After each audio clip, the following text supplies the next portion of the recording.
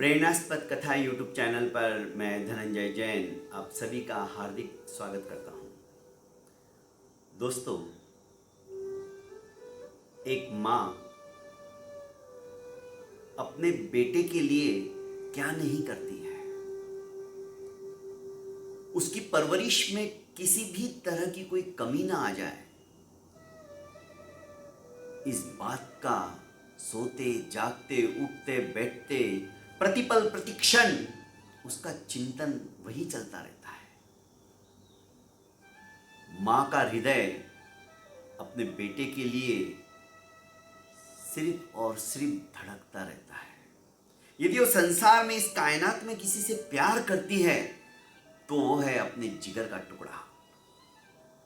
पर हम अपने माँ बाप के लिए क्या सोचते हैं? सेवा का जब मौका आता है तो हम कन्नी काटते हैं। एक छोटी सी कहानी के माध्यम से मैं अपनी बात आज आपके सामने रखता हूं। बच्चा 10वीं तक पढ़ लिख कर होशियार हो रहा था। पढ़ने में तो बहुत होशियार था ही। एक दिन अचानक वो टिफिन घर पे ही भूल गया। स्कूल में ले जाने के वक्त उसे ध्यान ही नहीं रहा कि टिफिन टेबल के ऊपर ही रख दिया गया है। उसने अपने बैग में नहीं डाला। जब माँ ने देखा कि बेटा टिफिन लेके नहीं गया है तो उसको चिंता हो गई कि आज बेटा क्या खाएगा। उस माँ की एक आंख नहीं थी। एक ही आंख से वो दुनिया देखती थी, पर उसकी दुनिया तो अपना बेटा ही था। टिफिन लेकर माँ उसके स्कूल पहुंचती है। मध्याह्न की छुट्टी हो चुकी थी। जैसे ही दूर से माँ को आते हुए बेटे ने देखा, बड़ा खुश हो गया। माँ ने उसे टिफिन दिया और कहा कि बेटा टिफिन खा लो, तुम आज भूल गए हो। हाँ माँ। उसने अपने दोस्तों को बुलाया और कहा कि आओ आओ, चलो टिफिन आ गया है मेरा भी, हम मिल बांट के खाते हैं। माँ ये टिफिन देके चली गई। दोस्तों ने कहा कि रमेश, ये कौन थी? क्या तुम्हारी नौकरानी थी? रमेश ने कहा नहीं, ये मेरी माँ थी। और रोज जो तुम चटखारे लेके खाते हो खाना, ये मेरी माँ का हाथ का ही बनाया हुआ है। ये तुम्हारी माँ थी? ये तो अंधी है, काणी है, इसकी आंख है ही नहीं एक। ऐसी तुम्हारी माँ? उसका उपहास उड़ाने लगे। अपनी बेइज्जती को रमेश बर्दाश्त नहीं कर पाया। उसने टिफिन नहीं खाया, वैसे ही पैक करके अपने बस्ते में रख दिया। घर पर आया। सायंकाल माँ ने पूछा, क्या बेटा टिफिन क्यों नहीं खाया? टिफिन तो ऐसा ही पड़ा है, क्या तुझे आज भूख नहीं लगी? नहीं माँ, नहीं खाया।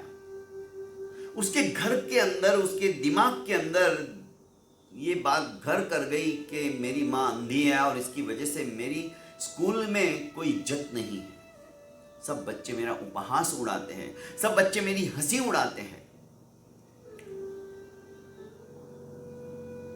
आखिर कॉलेज में जाने लगा, पर उसके मन के अंदर ये बात हमेशा टीस करती रही। एक दिन उसने फैसला कर लिया कि मां, अब मैं शहर में जाके पढ़ूंगा, यहां नहीं पढ़ सकता मैं। बेटा, तुम मेरे इकलौते हो। मैं इस एक आंख से तुम्हें देखकर अपना संसार चला रही हूं। तुम मुझे छोड़ के ऐसे मत जाओ। नहीं मां, मुझे और पढ़ना है और मैं तुम्हारे साथ अब नहीं रह सकता। अपने बच्चे की खुशी के लिए माँ बाप सहर्ष तैयार हो जाते हैं, चाहे वे दुख पाले, पर अपने बेटे को दुखी नहीं देख सकते। इधर उधर से पैसा इकट्ठा करके बच्चे के हॉस्टल के लिए पूरे 5-6 महीने का उसको खाने का, जो कि खराब नहीं होवे, शंकरपाले, पापड़ी वगैरह, चिवड़ा, ऐसी चीज़ें बनाई जो कि हॉस्टल में वो आराम से खा सके। मेस के लिए उसने बात कर ली। बेटे ने कहा मैं सब कुछ कर लूंगा, आपको कुछ करने की जरूरत नहीं, आप बस मुझे इतना पैसा दे दो। माँ ने मेहनत मजदूरी जहां करती थी, किसी के बर्तन करती थी, किसी के कपड़े धोती थी, उनसे उधार लेकर अपने बेटे की पढ़ाई के लिए उसने हंसते हंसते उसे विदा करना स्वीकार कर लिया। लड़का कॉलेज में जाने लगा शहर के। पढ़ा लिखा होशियार तो था ही, बुद्धिमान तो था ही, आलतू फालतू के उसे शौक नहीं थे। बस एक ही उसमें दोष था कि उसने अपनी मां को पहचाना नहीं। और जो मां को पहचानता नहीं है दोस्तों, वो संसार को भी जानता नहीं है। अचानक एक दिन उसे गांव वाले के समाचार मिलते कि तुम्हारी मां चल बसी है, तुम फटाफट वापस गांव आओ। लड़का भागता हुआ जो गाड़ी मिली उसमें बैठा और अपने गांव पहुंचा। मां का अंतिम संस्कार करने के पश्चात वापस अपना सामान समेटते हुए वो जाने लगा तो उसकी पलंग के ऊपर पड़ी हुई चिट्ठी की तरफ ध्यान गया। चिट्ठी खोली, पढ़ा, पढ़ते ही वो रोने लगा, दहाड़ मार के रोने लगा।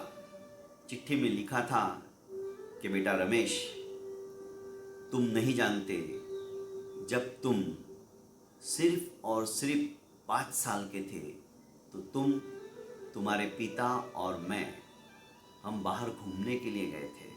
अचानक एक एक्सीडेंट होता है और उस एक्सीडेंट के अंदर तुम्हारे पिता चल बसते हैं और तुम्हारी एक आंख हमेशा के लिए उसकी ज्योति समाप्त हो जाती है। बहुत प्रयास किया पर डॉक्टरों ने कहा कि कोई दूसरी आंख देगा वही उसके काम आएगी, अन्यथा ये ऐसा ही रहेगा।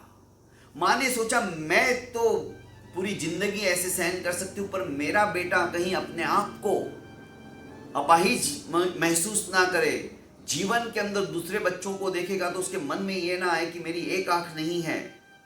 उसने अपना बलिदान देना सोच लिया। और बेटा, ये सब बातें उसने नहीं लिखी पर उसके जो मन में आया मैं आपको बता रहा हूँ। उसने लिखा कि बेटा, तुम्हारी वो आंख चली गई तो मैं सहन नहीं कर पाई, मैं तो रह सकती थी, पर तुम्हें ऐसा तकलीफ में मैं देख नहीं सकती थी। मैं तो एक आंख से भी तुम्हें देखकर अपनी जिंदगी गुजार सकती थी और गुजार रही थी, पर कोई बात नहीं, तुम्हारी दूसरी आंख सही सलामत रखने के लिए मैंने अपनी आंख का उत्सर्ग कर दिया, बलिदान दे दिया। पर बेटा, अब एक ही इच्छा थी कि तुम मुझे छोड़ के ना जाओ, पर तुम्हारी पढ़ाई बहुत ज़रूरी थी।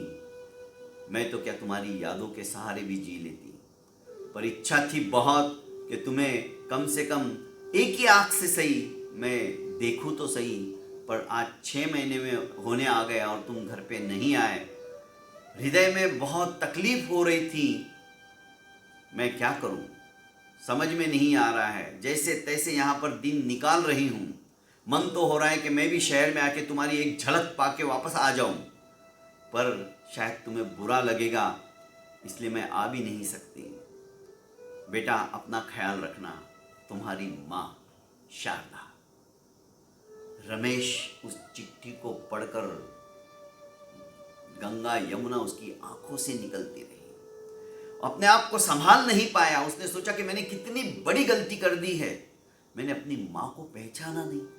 अरे, जिस माँ ने अपनी आंख निकालकर मेरे लिए इतना बड़ा त्याग कर दिया, उस माँ को मैंने कितनी तकलीफ दी है।